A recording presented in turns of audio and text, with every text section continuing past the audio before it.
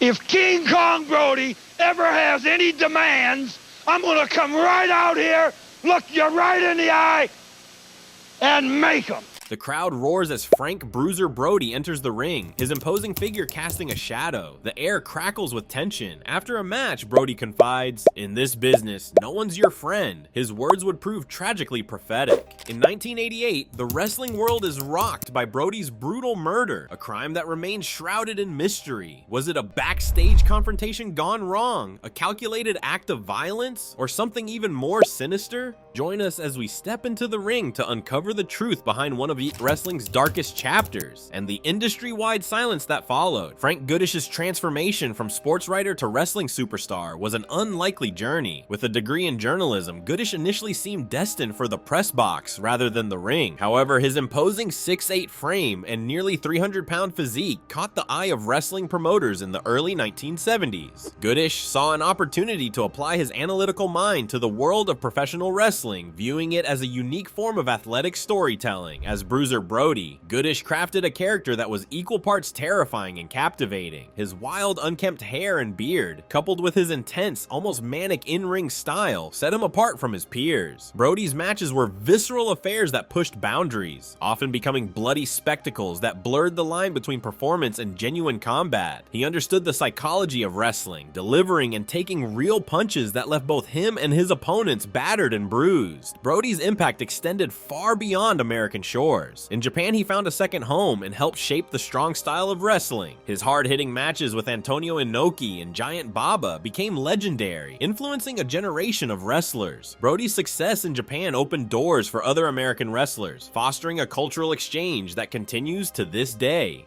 Behind the scenes, Brody was a complex figure. He formed close bonds with wrestlers like Abdullah the Butcher and Terry Funk, often engaging in legendary feuds that drew crowds wherever they went. These relationships provided a support system in the often cutthroat world of professional wrestling. However, Brody's strong personality and business acumen sometimes led to conflicts with promoters. He wasn't afraid to stand up for himself and his fellow wrestlers, earning respect and sometimes resentment in equal measure. Brody's intellect allowed him to navigate the industry's politics with surprising dexterity. He understood the value of his character and negotiated accordingly. This approach sometimes put him at odds with those in power, but ultimately contributed to his lasting impact on the business. His ability to adapt his style to different regions and opponents made him a promoter's dream and a fan favorite. One of Brody's most famous feuds was with Lex Luger, then a rising star in Florida Championship Wrestling. Their matches were physical affairs that often ended in chaos, with Brody seemingly going off script and legitimately scaring the young Luger. These encounters perfectly encapsulated what made Brody such a compelling figure. You never knew exactly what would happen when he stepped into the ring. By the late 1980s, Frank Bruiser Brody had become one of the most respected and feared wrestlers in the world. He had headlined shows on multiple continents, held numerous championships, and left an indelible mark on the industry. His unique combination of size, skill, and intellect had transformed him from a sports writer into a bona fide wrestling legend, whose influence continues to shape professional wrestling to this day. As Bruiser Brody's star continued to rise, he set his sights on a new frontier, Puerto Rico. The island's wrestling scene in the 1980s was unlike anything else in the world, a powder keg of passion, violence, and cultural pride. It was here that Brody would face his greatest challenge and ultimately meet his tragic end. Puerto Rican wrestling had evolved into a unique spectacle, blending theatrical elements with raw, visceral intensity. Fans packed arenas, their deafening chants echoing as they demanded blood and brutality. This hunger for violence created a dangerous environment where performance and reality often blurred. The World Wrestling Council, WWC, founded by Carlos Colon, dominated the landscape. Colon, a national hero, had built an empire that showcased local talent alongside international stars. Wrestling held immense cultural significance in Puerto Rico, serving as a source of pride and a reflection of the island's identity. Jose Gonzalez, known as Invader Wurst, was a key figure in this landscape. A veteran with decades of experience, Gonzalez had earned a reputation as a fierce competitor and guardian of Puerto Rican wrestling traditions. His matches were notorious for their brutality, often ending with both wrestlers covered in blood. The clash between local talent and international stars was a constant source of tension. In 1988, a violent altercation between Abdullah the Butcher and a local wrestler spilled out of the ring, serving as a stark reminder of how quickly scripted violence could turn real. Brody's arrival in Puerto Rico was met with mixed reactions. His size, skill, and charisma made him an instant attraction, but his rebellious nature quickly put him at odds with the established order. The power dynamics within Puerto Rican wrestling were complex and dangerous, with promoters holding significant sway and wrestlers fiercely protecting their positions. As Brody's popularity grew, so did the backstage tensions. His refusal to lose matches to certain opponents and habit of going off script frustrated promoters and angered fellow wrestlers. Cultural differences added another layer of complexity, with Brody's direct approach clashing with the more nuanced culture of Puerto Rico. In the weeks leading up to July 16, 1988, the atmosphere backstage at WC events had become increasingly volatile. Brody's matches were drawing huge crowds, but his relationships with some local wrestlers, particularly Gonzalez, had deteriorated significantly. The stage was set for a confrontation that would shock the wrestling world and forever change the landscape of Puerto Rican wrestling. The summer air in Bayamon, Puerto Rico hung heavy with anticipation on the evening of July 16, 1988. Juan Ramon Lubriel Stadium buzzed with the energy of thousands of wrestling fans, eager to witness another night of scripted violence and larger-than-life personalities. But beneath the electric atmosphere, a storm was brewing backstage, one that would forever alter the course of professional wrestling history. As wrestlers arrived at the venue, tension simmered. Frank Bruiser Brody, the imposing 6'8" American, drew particular attention. His wild hair and intense demeanor made him a fan favorite, but his refusal to conform to local expectations had created rifts behind the scenes.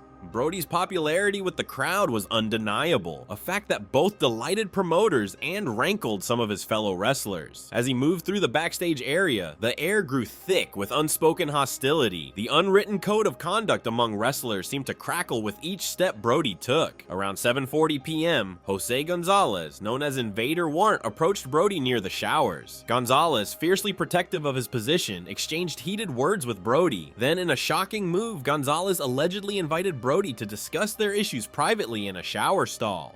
Moments later, screams erupted from the shower area. Brody stumbled out, clutching his abdomen. Blood seeped through his fingers, pooling on the locker room floor. The harsh fluorescent lights revealed the horrifying reality. This was no scripted event. Chaos erupted. Wrestlers rushed to Brody's aid, their faces contorted in shock and disbelief. Others frantically sought help, their panicked voices echoing through the corridors. Tony Atlas, witnessing the aftermath, stood frozen. "I saw Brody on the floor, holding his stomach," he later recounted. "There was blood everywhere. It was like something out of a nightmare." The image of the seemingly invincible Bruiser Brody lying vulnerable left an indelible mark on all present. As paramedics arrived, a stunned silence fell over the locker room. Police officers soon flooded the area, questioning shaken witnesses. The night's scheduled matches were thrown into disarray, with some wrestlers forced to perform for the unsuspecting crowd, carrying the weight of what they had witnessed into the ring. In the hours that followed, the wrestling world held its breath. At the hospital, doctors fought to save Brody's life, but the stab wounds had caused significant internal damage. Despite multiple surgeries, the prognosis grew increasingly grim.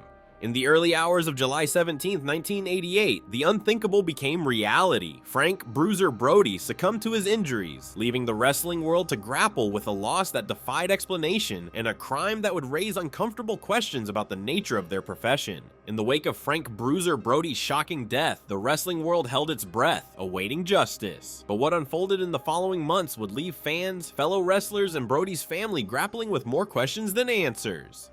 The legal process began swiftly, with Jose Gonzalez arrested and charged with first-degree murder. The prosecution faced significant challenges from the start. The crime scene at Juan Ramon Lubriel Stadium had been compromised, with crucial evidence potentially lost in the chaos following the stabbing. Witness accounts varied, and the close-knit nature of the Puerto Rican wrestling community cast doubt on testimony reliability. Language barriers further complicated the case. Tony Atlas, a key witness, struggled to communicate with police.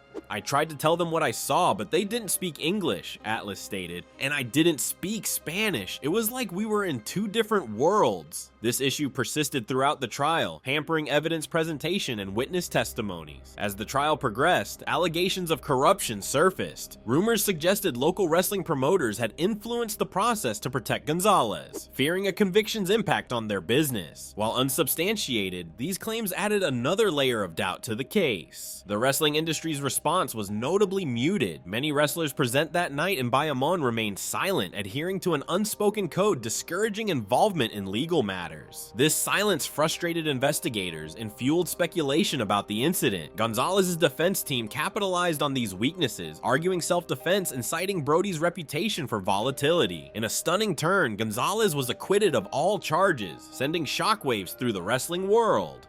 The verdict left Brody's widow, Barbara, devastated.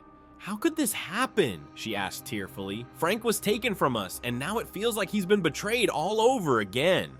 The case exposed dangers lurking behind the scenes of professional wrestling. Some promotions implemented new security measures and performer protection policies. However, meaningful industry-wide change was limited. The World Wrestling Federation, now WWE, introduced stricter backstage access controls, but many smaller promotions resisted significant alterations to their operations. The tragedy highlighted broader concerns about safety and accountability in professional wrestling. It underscored the need for standardized security protocols and clearer legal protections for performers. However, the persistent culture of silence within the industry continued to hinder progress on these fronts.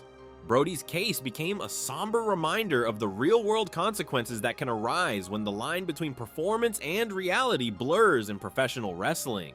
It remains a pivotal moment that continues to influence discussions about wrestler safety and the industry's responsibility to protect its performers. The brutal murder of Frank Bruiser Brody exposed the dangerous undercurrents of professional wrestling. His death shattered the illusion of controlled violence, revealing a world where real rivalries and cultural tensions could turn deadly. Despite the passage of time, the quest for justice and transparency in Brody's case remains unfulfilled. Wrestling historian Dave Meltzer noted, "Brody's death was a watershed moment that forced the industry to confront its darker realities." This tragedy continues to resonate, highlighting ongoing concerns about performance safety and industry accountability. From recent scandals to health studies, wrestling still grapples with issues Brody's case brought to light. As we remember Bruiser Brody, the wild-haired warrior who captivated audiences worldwide, we're left to ponder, what responsibility do we, as fans, bear in demanding a safer environment for the performers who risk everything for our entertainment?